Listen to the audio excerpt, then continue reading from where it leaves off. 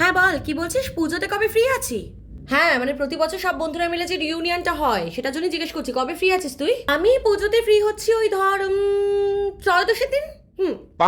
আরে পুজোর পরের কথা জিজ্ঞেস করিনি, পুজোর মধ্যে কবে ফ্রি আছিস সেটা বল। পুজোর মধ্যে মানে কি বলছিস? মানে পঞ্চমী থেকে দশমী অবধি? হ্যাঁ তো পুজো মানে তো তাই বোঝায়, মানে আমাদের মতো গরিবদের কাছে তো তাই বোঝায়। তো পঞ্চমী থেকে দশমীর মধ্যে কোন দিন ফ্রি আছিস বল।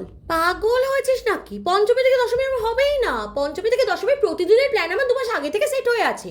তুই ভুল সময় এসেছিস, আরো আগে আসা উচিত ছিল। ও হ্যাঁ, আমি তো ভুলে গেছিলাম তুই প্রধানমন্ত্রী থেকে ব্যস্ত মানুষ। আচ্ছা তুই কি চতুর্থী দিন থাকতে পারবি? না না, চতুর্থী তো হবেই না, আমার পাড়ায় ঠাকুর আসে ওই দিন, আমি সারাদিন ঠাকুরের সাথেই থাকি। আরে সে তো চতুর্থী দিন সন্ধ্যাবেলা ঠাকুর আসে, সকালবেলা কি করবি তুই? সকালবেলা ফ্রি আছিস তো? আরে আমি আমাদের পাড়ার ক্লাবের কালচারাল সেক্রেটারি ভাই, আমাকে দ্বিতীয়া থেকে ক্লাবে থাকতে হবে, প্রচুর ব্যস্ত আমি, আমার একদম সময় দিতে পারবো না আমি।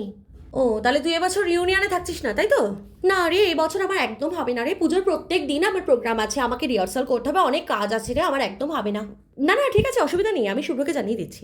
আসলে শুভ্রই তো এই রিউনিয়নটা অ্যারেঞ্জ করেছে, তো ও বলছিল তুই গেলে 5 বছর পর প্রাক্তন প্রেমিক প্রেমিকার দেখা হতো আর কি। যাই হোক, কি আর করা যাবে। ঠিক আছে আমি জানিয়ে দিচ্ছি, চল টাটা।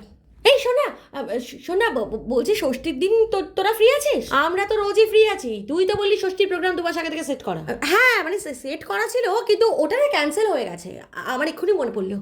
ও তাই? আচ্ছা ঠিক আছে, তাহলে ষষ্ঠীর দিন সকালবেলা রিউনিয়ন রাখা যেতে পারে বলছিস তাই তো? হ্যাঁ হ্যাঁ হ্যাঁ একদম একদম, আমার কোনো সমস্যা নেই। আচ্ছা তাহলে সবার সাথে কথা বলে জানাচ্ছি, ওকে চল রাখছি। ইয়েস।